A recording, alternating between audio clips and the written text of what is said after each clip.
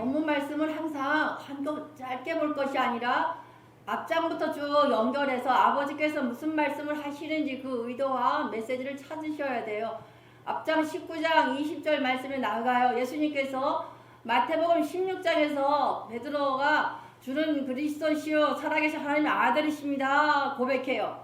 그래서 새신자가 오면 항상 고백해라 그래요. 그럼 하나님과 연결은 됐어요. 그러니까 예수님께서 이제 얘가들이 고백을 하니까 하나님의 진짜 사역 십자가 복음을 진 거예요. 나는 고난받을 것이고 채찍 맞을 것이고 저 대제사장과 서기관을 통해서 내가 고난받고 십자가에 대속할 것이다. 또 돌아가시고 사망 권세 이기시고 부활할 것이다 했어요. 3년 6개월을 잘 자라서 순종하고 따라서 열심히 사역하던 제자들이 기적과 표적도 봤어요. 많은 역사도 봤어요. 그거 다 제하고 뭐 하는 거예요? 하나님 내 자리 내놓으라는 거예요. 아버지는 한 공로 책임도 달래는 거예요. 이것을 일부 예배 때 한 것처럼 특공차압이 선언식과 공로와 차별과 비교하지 않는 그런 제자가 돼야 되는데 특공차비 하는 거예요. 달래는 거예요. 그것도 안 되니까 베드로를 족한 것이 아니라 요한이 엄마까지 나와서 달라고 요청을 해요. 예수님 말씀하신 것이 특공차비에 특별대우 공로 차별 비교한 것은 은혜의 건족이다. 너희들은 뭐를 구해야 되느냐 해서 품꾼의 싹을 얘기해요. 값없이 받은 여러분들에게 자격 없는 우리에게 다 똑같이 주셨어요. 은혜를.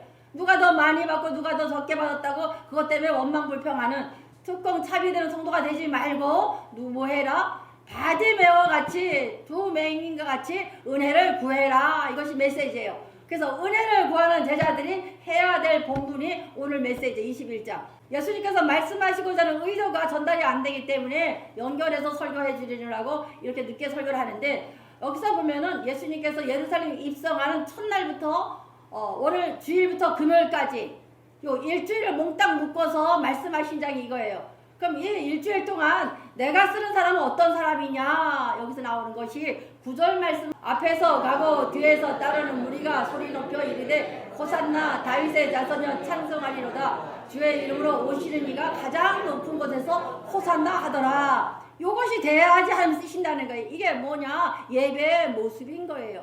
우리나라에 기독교가 들어와서 유교적인 경향과 불교적인 영향과 토속종교 위에 기독교가 들어왔기 때문에 우리가 드리는 예배가 이상하게 돼버리거든요. 그래서 오늘 본문 말씀에서 해결해 주세요.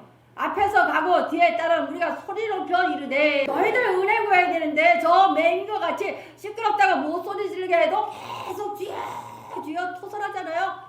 불쌍히 여달라고 했던 저 맹인들은 눈이 떴다는 거야. 영안이 열렸다는 거야. 그러나 너 한 잔이 달라내고 특공차비한 너희들은 지금 영적 건조기가 돼서 신앙으로 영적 맹인이 됐다 이 뜻이거든요. 그런데 그렇게 해서 제자들에게 은혜를 구해라 말씀하신 예수님께서 이 말씀 선포하는 거예요. 예배 모습은 이렇게 해야 된다. 내가 쓰는 사람은 이렇게 예배자로 섰을 때에 내가 너희를 사용한다.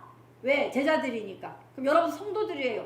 하나님이 사용하시는 분들에게 꼭 필요한 것을 말씀하시는 장이 21장이에요. 앞에 가고 뒤에 딱 소리 높여 이르되 뭐라 그래요? 호산나 다윗의 자손이여. 예배 시간마다 이게 일어나요. 다윗의 자손은 예수여 이 소리거든요. 예수님 옆에 계시니까. 호산나가 뭐냐? 찬송하리로다 뜻도 있고 승리자라는 거예요. 내가 아침 7시에 말씀드렸지만 우리 하나님의 백성들은 절대 지면 안 돼. 이기는 자가 돼야 돼. 호산나가 돼야 돼. 승리자가 돼야 돼. 왜? 영적 이스라엘이에요. 여러분은 책임 있는 승리자가 돼야 돼. 국가대표 축구선수 한 번 주면 다음에 이기면 돼요.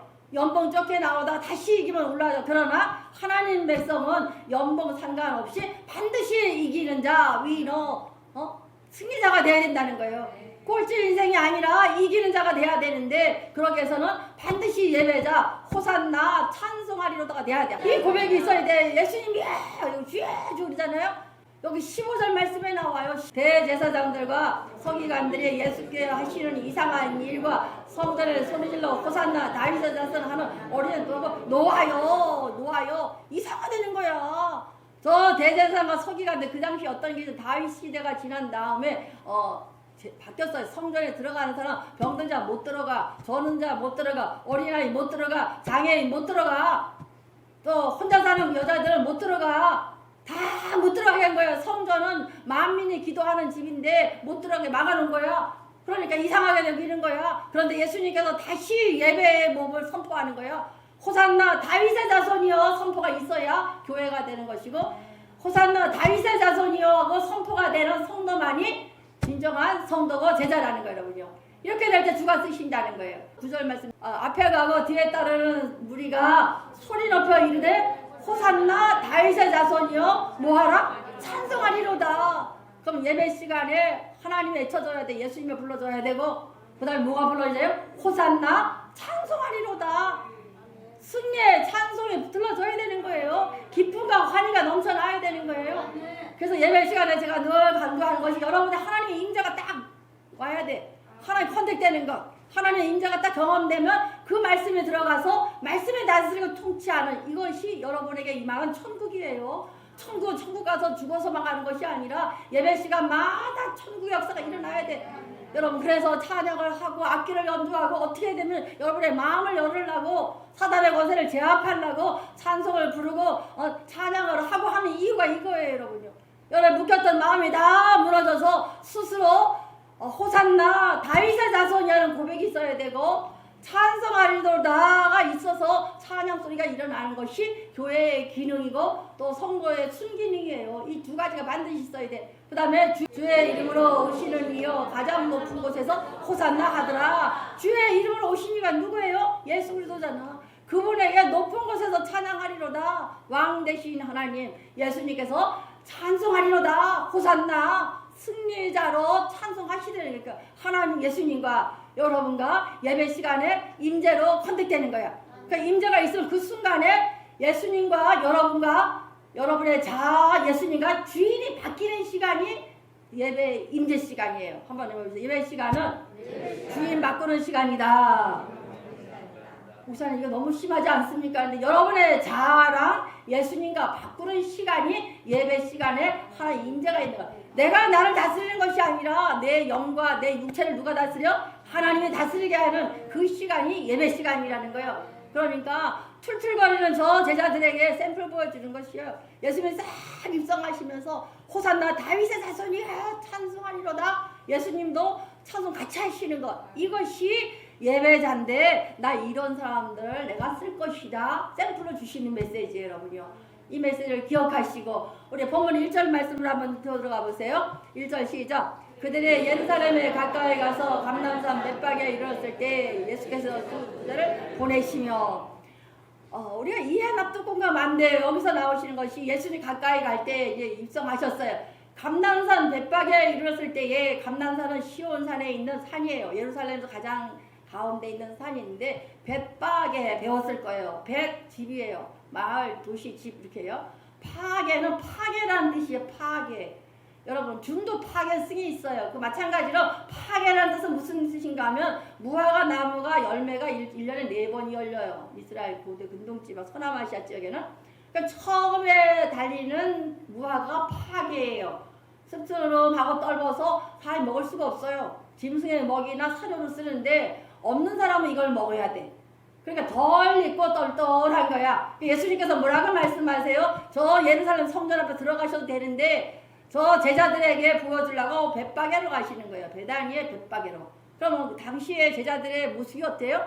하나님의 말씀으로 잘 이건 무화과 같이 사람들에게 영양분을 공급하고 힘이 되게 해 에너지원이 돼야 되는데 이 3년 6개월 동안 열심히 가르쳤던 제자들이 헛소리나 하고 있으니까 무슨 뜻이에요, 여러분요? 뚜껑차비만 찾고 있는 거야. 그러니까 예수님께서 벳박에 너희들 신앙이 뜨뜨럼하고 시금털털하고 먹을 수 없는 신앙이다. 그런데 거기서 다시 또 테스트 하시는 거예요. 한번 외쳐보자. 하나님의 쓰시는 사람은 들으라.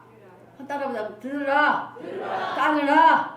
깨달으라. 하나님의 쓰시는 사람 요 세 가지가 있을 때 쓰신다는 거예요. 예배가 회복되는 자를 앞에서 9절에서 말씀하셨어요. 여기 1절부터 4절까지는 무슨 말씀하시느냐. 내가 쓰는 사람들은 듣고 따르고 깨닫는 자를 내가 사용하신다는 거예요. 그래서 2절 말씀 이르시되 너희는 맞은편 마을로 가라. 그리하면 곧 매인 나귀와 나귀 새끼와 함께 있는 것을 보리라. 풀어 내게로 끌고 오라. 예배에 대해서 하나님 강조하시고 이런 사람 내가 쓸 것이다 말씀하시놓고는 이제 사명을 주는 거예요. 사명을 주시는데 어떻게 하느냐? 남의 집에 있는 나귀와 나귀 새끼 갖고 끌어오래. 말 돼요, 안 돼요? 이것 때문에 저는 신학교 다니면서 내내 고민했고 신앙의 세월도 매일 고민한 거야. 우리 예수님을 마지막에 할 수 있는 일이 없어서 제자들에게 남의 집 나귀 훔쳐오라 그러나? 이걸 이해를 못했어. 여러분도 아마 그런 분 계실 거예요. 문자적으로 보면 그래요. 앞에 성경을 모르면 이래요. 근데 이게 무슨 메시지인가 하면 다 100% 세팅해놨으니까 그거 가서 따르고 깨닫게 된다. 이거예요. 이거 신앙의 패턴이라는 거야. 이해 납득 공감이 안 될지라도 너희들 한번 해보라는 거예요. 왜? 3절 말씀 만일 누가 무슨 말을 하거든 주가 쓰시겠다 하라. 그리하면 즉시 보내리라. 남의 나귀 새끼를 때려오니까 주인이 뭐라 그러겠어요? 왜 남의 거 가져가냐 그럴 거 아니야. 그럴 때 누가? 주가 쓰시겠다. 그럼 예수님이 쓰시겠다. 세상 속으로 이해 안 돼. 근데 이 주가 큐리오스라는 뜻도 있지만 원주인, 사용자라는 뜻이에요. 그러니까 원주인이 따로 있다는 거야. 여러분들이 다 기업이고 사장이고 다 여러분 다 축복 많이 받았어요. 그러나 여러분의 주인은 내가 아니라 여러분의 기업의 주인이 여러분이 아니라 여러분의 삶의 주인이 여러분이 아니라 원주인이 있어 없어요? 있다는 거예요. 그러면 신앙생활은 어떻게 하는 것이냐? 내가 하는 것이 아니라 원주인 되시는 누가? 주가 쓰시겠다 할 때 그럼 여러분들은 누가 쓰시겠다는 거예요? 주가 쓰시려면 하나님이 여기 안에 들어오셔서 말씀이 다스려질 때 그 사람을 쓴다는 얘기. 이게 같은 맥락이에요. 나귀 훔쳐와라 이게 아니에요. 말씀 다 세팅해놨으니까 말씀하실 때 듣고 가서 따르고 깨달으면 된다는 거야. 믿음은 누르니 믿으니 100% 세팅해놓은 거 스위치 누르는 것이 아멘 믿음이잖아요. 아브라함이 의심했을 때에 하나님께서 뭐라 그랬어요? 저 하늘의 별과 바다에 뭐가 있어요? 시청각 그걸 시켜주니까 그때서 믿으니 아멘 하니 스위치 누르는 거예요. 신앙은 내가 이해 납득 공감이 돼서 하는 것이 아니라 스위치 누르는 거예요. 아버지가 다 세팅된 걸 믿으니 듣고 가라. 가서 따르라 데려오라는 거예요. 그냥 하면 돼요. 신앙생활은 우리가 머리로 하는 게 아니에요. 아이 불공평한데요. 아까 특공차비 아니에요. 특별대우 받을 수도 없는 거고 복무도 없는 것이고 차별대우 받는 것도 아니고 비교도 안 되는 거예요. 그냥 받으면 되는 거예요. 은혜로. 누가 100만 원 주고 누가 20만 원 줬다고 그거 차별할 거 아니에요. 다 백수인 사람들 포도원지기가 불러다가 똑같이 일당 줬으면 다 감사한 거잖아요. 그런데 왜 나 조금은 더 많이 주고 나 많이 해도 적게 똑같이 주냐? 불평불망했던 이 제자들의 모습을 보고 말씀하시는 거예요. 주가 쓰시겠다 해라. 듣고 가서 따르고 깨달으면 된다. 이것이 신앙의 패턴, 이 룰이라는 거예요. 이해 안 되죠 여러분요 세상에서는. 저도 이거 이해하느라고 엄청 고생했었어요. 그런데 이제는 마음에 닿아요. 이것이 이해가 될 때 그때부터 하나님 나라가 통치가 일어나고 여러분 가슴에 천국이 임해서 그때부터 다시 역사가 일어나는 거예요. 그래서 하나님이 다스렸을 때 그때부터 기적이 일어나고 축복이 여러분의 삶 가운데 일어나는 거예요 여러분요. 그 다음에 3, 4절 말씀 이는 선자를 통하여 하신 말씀을 이루려 하심이라. 6월절 때 100만 명이 감난산 주변 텐트촌을 만들어서 하는데 예수님은 꼭 배팍에 가 계신 거예요. 얘들 지금 신앙이 이런데 어떻게 해야 된다? 나는 반드시 구약에 있었던 그 말씀을 내가 성취하러 이날 6월절에 왔다 이 뜻이에요.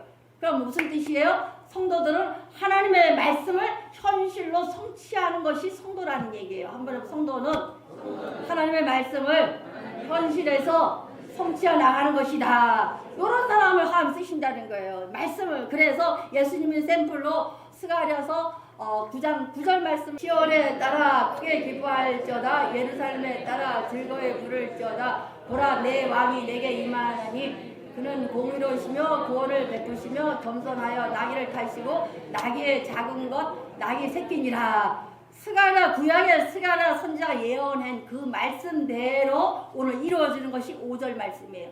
시온에 따라 시온은 예루살렘이에요. 딸이라는 것은 그 모든 백성을 말해요. 예루살렘의 모든 백성들아 크게 기뻐할 거라는 거야. 예루살렘의 모든 주민들아 즐거이 하라는 거예요. 내 왕이 내게 임하시라니 왕 하나님의 다스림이 있는 시간 이 시간이라는 거야. 겸손하여 나귀를 타시며 나귀의 작은 것 곧 자기 새끼라. 나귀 새끼라는 게 무슨 뜻인가 하면요 푸런 해갖고 어린 낙이라는 것은 겸손과 평강을 말해요. 평강. 그러니까 예수님의 오므로 말미암아 여러분들이 낮아지면서 어떻게 해요? 겸손의 왕 평강이 임하니까 하나님께서 만들어둔 목적대로 재기능할 수 있게 된다는 얘기예요. 그러니까 예배 시간마다 무슨 역사가 일어나야 돼? 하나님의 천국이 임해서 누가 다스리게? 하나님이 다스리게, 말씀이 다스릴 수 있도록 여러분 내 노래는 거예요. 여러분. 그것이 임재 시간이에요. 예배 시간에 뭐 은혜 받는 분들이 계셔. 그거는 반드시 하나님의 통치가 일어나는 거예요. 예배 시간 눈물이 쏟아져요. 여러분 펑펑 우세요. 누가 다스리고 있는 거예요? 하나님의 그 시간에 일하고 계시는 거예요. 이걸 제한하지 마세요. 근데 우리나라 사람들 창피하니까 찬송 안 불러. 주여 소리 지르려면 안 불러. 왜? 내 인격 때문에 이미지 관리해야 되니까. 나 나이스 해야 되니까. 나 이미지 마케팅 해야 되는데 목사님이 나를 완전히 망가뜨린다고? 저도 망가뜨리는 거예요. 왜? 하나님의 다 드러내야 되니까. 다 드러내서 하나님의 마음껏 일하실 수 있도록 여러분의 마음을 어떻게 해요? 주인 대신 하나님께 내놓는 시간이 예배 시간이에요. 그래서 아버지 앞에 나아가서 온전히 주인이 바뀌는 시간이 예배 시간이에요. 내가 하는 것보다 전능하신 하나님, 창조주 그 하나님이 내 안에서 일하시면 더 큰 역사가 일어나잖아요. 우리 그것이 축복이고 그것이 은혜고 그것이 기적을 일으키는 동력이에요. 그때부터 작동이 일어나는 거예요. 내 형상과 하나님의 말씀을 부딪혀서 작동이 일어나서 창조적인 마인드가 생기고 창조적인 은사가 튀어나오고 창조적 역사가 일어나는 거예요. 이런 귀한 종 되시길 바래요, 여러분요. 그래서 오늘 이 메시지는 뭐냐? 내가 쓰는 사람은 말씀이 현실로 성취되는 사람. 나 봐라. 내가 6월절에 시온의 딸에게 준 그대로 왔지 않느냐? 샘플로 보여주시는 거예요. 그럼 예수님처럼 우리도 말씀이 현실로 드러날 수 있는 삶을 살아야 되는 거예요, 여러분요. 그래서 예배 시간마다 하나님과 작동 역사가 일어날 수 있도록 여러분 다 내놓으세요. 한번 예배 시간은 주인 바꾸는 시간이다. 주인을 완전히 바꿔야 되는 거예요, 여러분요. 나가 있어, 난데 그러면 예수님 들어오실 수가 없어요. 일하실 수가 없어요. 기도하는 시간이 주인, 하나님 일하는 시간이요. 예배 시간에 나를 주인 바꿔 놓으면 하나님 다스림이 있는 거예요. 그래서 시간이 없어요. 좀 설명해야 돼. 구약에 보면은 성소가 이렇게 있잖아요. 성소가. 그러면 성소에 들어가기 전에 뭐 여인의 뜰이 있고 이방인의 뜰이 있어요. 여인의 뜰에서 성전 미문으로 사도행전 3장에 나오거든요.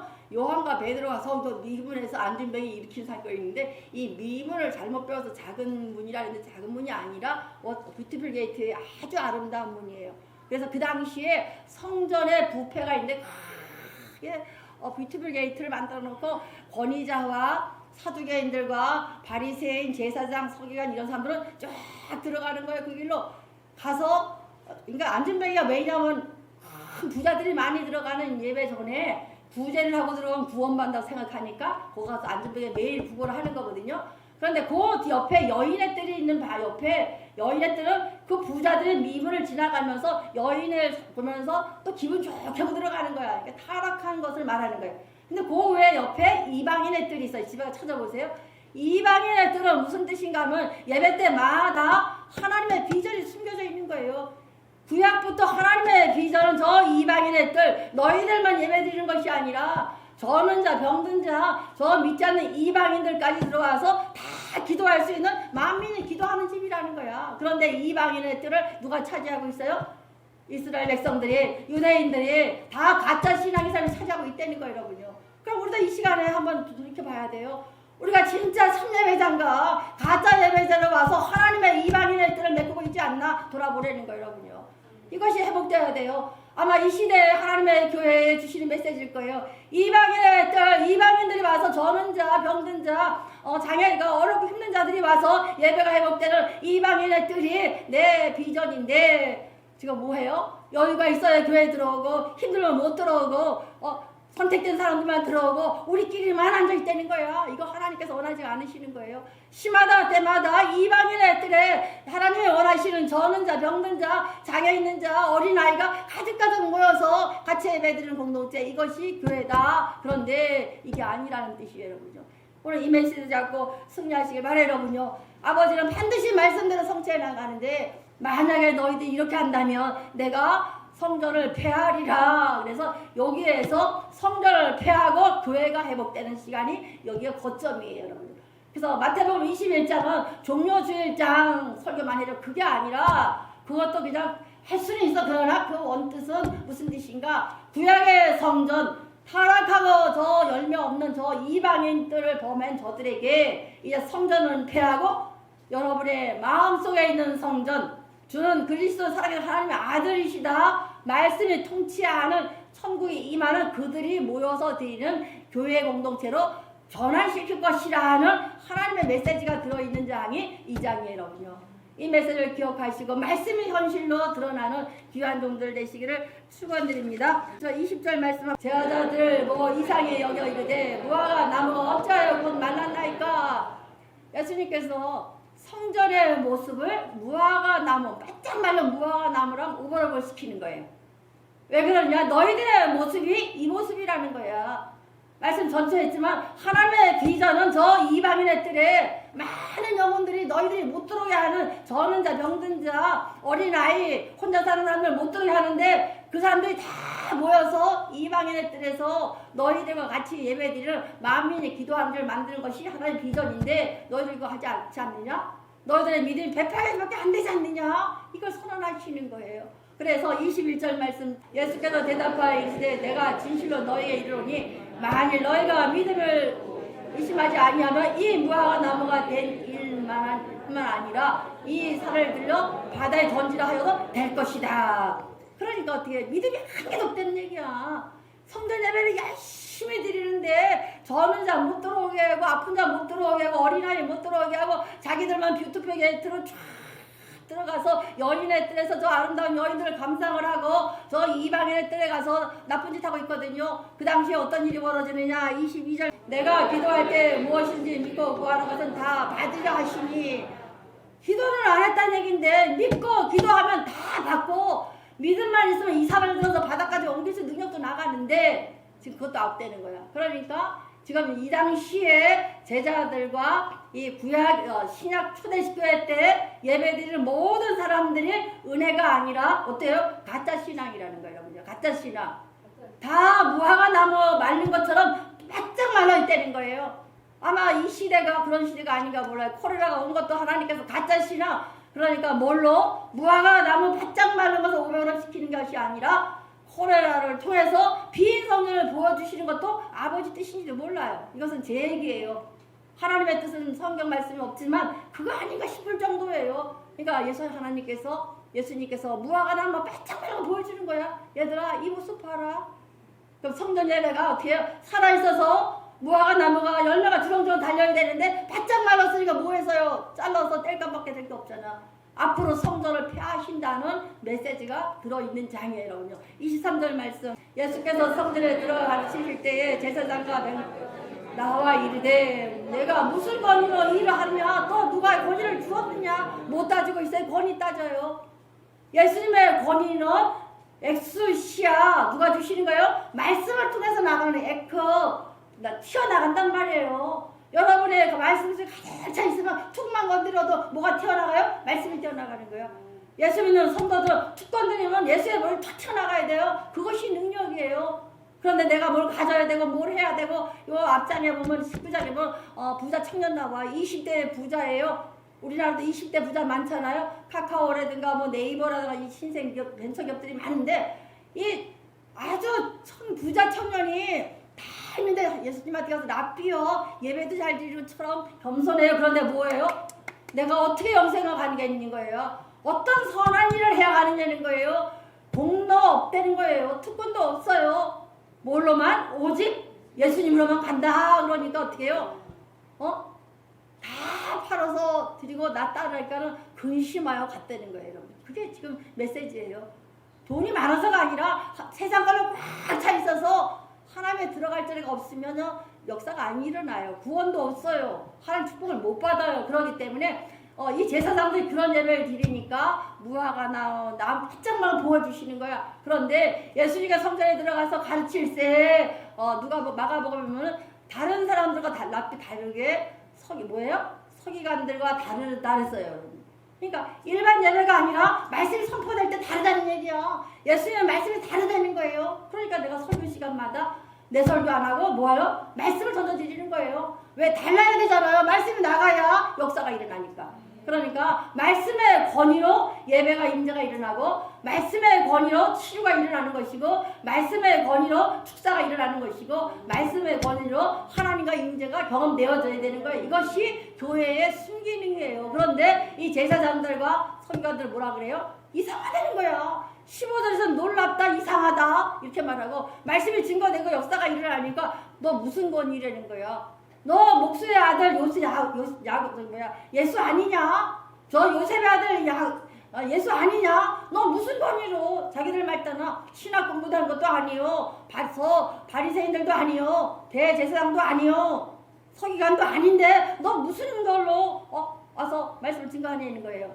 그러니까 우리가 이 시대에 기억할 것이 쩍쩍쩍하는 이 학이나 스펙보고 할 것이 아니라 뭐가 증거돼야 돼요? 말씀이 증거돼야 되는 거예요. 여러분요, 딴 거 따지지 마세요. 정확한 하나님의 말씀을 붙들고 내가 정말로 바짝말로 무화과나무 같은 영성이 아닌가 돌아보라는 얘기예요. 또 교회에게 주시는 메시지도 돼요. 교회가 숨기는 찬양해야 되고 기도해야 되고 예배 드려야 되고 축사가 일어나야 되고 영적인 고침, 육적인 고침이 일어나야 되는 게 교회인데 이 순기능이 일어나는 교회는 이상한 거고 그저 바짝 말른 무화과나무 같이 그냥 형식적으로 드리는 예배자는 좋아 누구의 전략이에요? 사단의 전략이에요.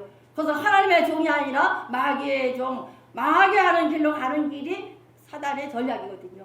우리 여기에 넘어가지 마시고 말씀으로 바로 설 수 있는 기왕중 되시기 바랍니다. 24절 말씀, 예수께서 대답하여 이르시되 한 말을 너에게 물으니 너희가 대답하면 나도 무슨 권위로 이러하는지 이르리라. 이 말씀 나가죠 여러분요. 그래서 요 12절부터 쭉 나가는데 에레미야 7장 7, 8절 말씀, 내가 너희를 이곳에 살게 하리니 곧 내 조상에게 영원토록 준 땅이니라. 그 다음에 8절 보라 9절 말씀, 너희가 도둑질하며 살인하며 간음하며 거짓 맹세하며 바알에게 분양하며 너희가 알지 못한 다른 신을 따르면서 나오잖아요. 그래서 구약시대가 역사 예약을 하신 거예요. 도둑질하며 살인하며 간음하며 거짓 맹세하며 바알에게 분양하며 우리 지금같이 양다리 신앙하며 너가 알지 못한 다른 신을 따르면서도 10절 말씀, 내 이름으로 일컫는 밤에는 이 집에 들어와서 내 앞에 서서 말하기를 우리는 구원을 얻었나이다 하느니라. 이는 모든 가증한 일을 행하려 함이니라. 딴짓하면서 와서 예배 시간에만 내가 나 구원 받았습니다, 예수 믿습니다 이렇게 한다는 거예요 여러분. 그래서 구약에 있었던 이 말씀이 신약 지금 21장에서 이루어진다는 거예요 여러분요. 그래서 성전을 뒤집어 엎는 판이 나와요 여러분. 여기서 100만 명이 모여갖고 예배를 드리는데 이방인들까지 다 텐트촌을 만들어 놓고 다 찾아버린 거야. 저 진짜 예배 드릴 자는 한테 못 들어오는 거야.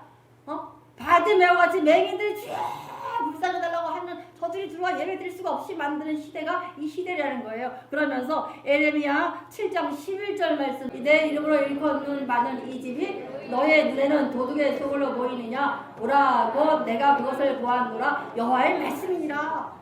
도둑의 속을 만든다는데 어떤 거냐? 그것이 마태복음 21장 12절 말씀, 예수께서 성전에 들어가사 성전에서 매매하는 모든 사람을 내쫓으시며 돈 바꾸는 백성과 비둘기를 파는 사람의 의자를 둘러 엎으시고. 성전에서 장사하지 말라고 했다는 게 아니라 지금 말씀드렸죠?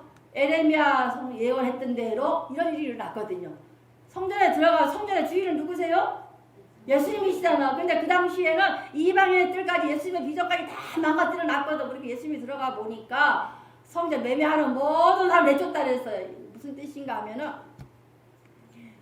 그 당시에는 저 로마의 식민지잖아요. 유대인들이 저기 팔레스타인 지역이. 그러니까 로마 이 동전이 돈이 우리나라도 누가 있어요? 동전 저기 뭐야 10,000원짜리 누구 있어요? 세종대왕 있던가? 그리고 또 5만원짜리 누구예요? 신사임당 있잖아. 그러니까 그 당시에도 돈이 로마 황제 가이사 얼굴이 있는 거예요. 또 이쪽에서는 또 헤롯 왕이 있고 저 두로와 시돈 집안은 각자 다 틀리잖아 돈이. 그래서 성전에 들어갈 때 성전세를 받았거든. 그러니까 가이사 얼굴이 있는 거, 신사임당의 얼굴이 있는 거, 세종대왕의 얼굴 우리는 뭐 지금 보편적으로 쓰지만 그 당시엔 누면 안 되는 거야. 우상 숭배한다고. 그러니까 세겔이라는 돌을 만들었어요. 집에가 찾으세요. 제가 이미지 나는 갖고 왔는데 안 되었는데 세겔이라는 단어를 바꿔야 돼. 환전을 해야 돼. 근데 환전하는데 이 환전을 누가 하느냐 하면은 지금의 목회자들, 전도사들 같이 대제사장들, 사두개인들이 하는 거야. 제사장들이 하다 보니까 환전을 하는데 우리가 1달러가 얼마예요? 1,300원? 1,200원, 1,300원 하잖아? 그럼 1,200원인데 여기서는 50배를 붙이는 거예요. 50배를. 그러니까 1세겔을 바꾸려면은 50만 원을 줘야 1세겔을 바꾸는 거야. 그러니까 완전히 착취하는 거야. 이 사람들은 성전 예배가 기득권 세력이 돼버린 거야. 돈 벌기 위한 게. 그래서 정말로 이거는 지양해야 되는 거지. 그 다음에 두 번째가 또 흠없는 뭘 지어야 돼요? 재물 지어야 되잖아. 그런데 그 당시에 다 디아스포라 흩어져 있거든. 애굽에서도 오고 저 이디오피아에서도 오고 저 또 어디에 갈릴리에서도 오고 두로 다 전체 다 흩어진 사람들이 6월달에 다 모여서 감람산에서 한 100만 명의 텐트촌을 만들고 성전 예배를 준비하거든. 그런데 오는 사람마다 신학서적 16배를 착취했다는 거예요. 16배를. 내가 쭉 다 살펴보니까 그 당시에 아주 악했을 때는 재물의 16배. 그러면 10만 원짜리 드려야 되니까 얼마짜리 드리는 거야? 160만 원을 착취하는 그런 시대였다는. 그러니까 여기 에레미야에 서 있는 말씀을 그대로 적용하시면서 하나님께서 심판하고 뒤집어 엎었다는 거예요. 그러니까 하나님의 말씀이 이루어져 이곳에서 성전 예배를 완전히 폐하시고 요거 폐하신 거예요. 그러니까 이때에 무화과 나무가 바짝 말라서 잘라내듯이 내가 이제 이 성전 예배 열매 맺지 아니하고 너희들 착취하고 이익하고 기득권 세력 너희들 이 성전을 이제 폐하한다 이 뜻이에요. 여러분. 그래서 신약교회가 예수님이 돌아가신 다음에 태동하게 된 게 사도행전 1장부터예요. 여러분요. 이해가 되시죠? 그러니까 우리가 여기서 주시는 메시지가 교회의 순기로 돌아가야 돼요. 한번 교회의 순기로 돌아가자. 교회는 만민의 기도하는 집이에요. 이방인들이 회복돼야 되는 거예요. 여러분요. 그러니까 예배 시간마다 이방인이 들어와야 돼? 안 들어와야 돼? 들어와야 되는 거예요. 이 빈자리가 이방인의 뜻이잖아요. 하나님의 비전이잖아요. 여러분 심하다 때마다 이방인의 뜻을 가득가득 채워서 그들과 함께 만민이 기도하는 집 만드는 거 우리 또 권사님들 참 잘 아시지만 교회에 만민이 기도하는 집으로 교회의 기도가 끊이지면 안 돼요. 끊어지면은. 그러니까 월요일날은 목사님과 당연히 목사 기도하니까 쭉 하시고 화요일날 권사님들 쉼없이 기도해야 돼. 집사님들 기도해야 되고 청년들 기도하시고 교회가 만민이 기도할 수 있도록 끊임없이 기도가 살아나야 돼. 이것이 교회의 순기능이고 이것이 본질이에요. 그 다음 찬양이 끊어지면 안 돼요. 심하다 때마다 찬송이 끊어지면 안 돼요. 말씀이 선포돼야 돼요. 마지막에 뭐예요? 이방인들이 가장 매워서 함께 예배 드릴 수 있는 예배 공동체, 에클레시아 공동체가 돼야 되는 것이 교회의 순기능이에요. 오늘 우리가 이 자리에 이방인들의 저 영혼을 갖다 놨을 때에 무화과 나무 바짝 말라서 잘라내듯이 성전을 폐하듯이 우리 교회가 그런 게가 되면 안 되거든요. 그래서 여러분 전도하라니 그거예요. 한번 외쳐봅시다. 이방인의 뜰에 앉을 자를 찾자. 이방인의 뜰에 있을 사람들을 채워줘야 되는 거예요. 병든 자, 저는 자 역사가 일어나야 돼요. 초대교 역사가 일어나야 돼요. 치유가 일어나야 돼요. 정신적인 치유가 일어나야 되고 육체적인 치유가 일어나야 되고 기적이 일어나야 되고. 그런데 기적과 표적은 없어져요. 잊어버려요. 그러나 앞절에서 나온 것처럼 듣고 따르고 깨달으면 이 몸에 인지가 된다는 거예요. 한번 듣고 따르고 깨달으면 인지된다. 그래서 샤마 예배 시간마다 깨닫게 해주세요. 기도하세요. 한번 예배 시간마다 말씀이 들려져서 깨닫게 해주세요. 깨달아져서 내 몸이 인지될 때 그것이 여러분의 삶의 성도로서의 패턴이 되는 거예요. 패턴이. 그래서 우리가 말씀하시면 들으시고 들으신 대로 스위치 돌리는 거예요. 가라면 가라는 스위치, 따르라면 따르는 스위치, 풀어오라면 풀어오는 스위치 누를 때 믿으니 스위치 눌렀을 때에 성도의 패턴이 이렇게 될 때에 기적이 일어난다. 하나님이 축복해 주신다. 여러 해 동안의 복을 흘러주신다는 거예요. 같은 환경, 같은 해, 같은 시간에 일해서 100배의 거부가 된 이삭과 같은 축복이 여러분에게 임할 줄 믿습니다. 그래서 여러분 가진 것, 여러분의 모든 은사, 선물 주신 것 하나님의 가치로 승화시킬 수 있는 귀한 종 되시기를 바랍니다.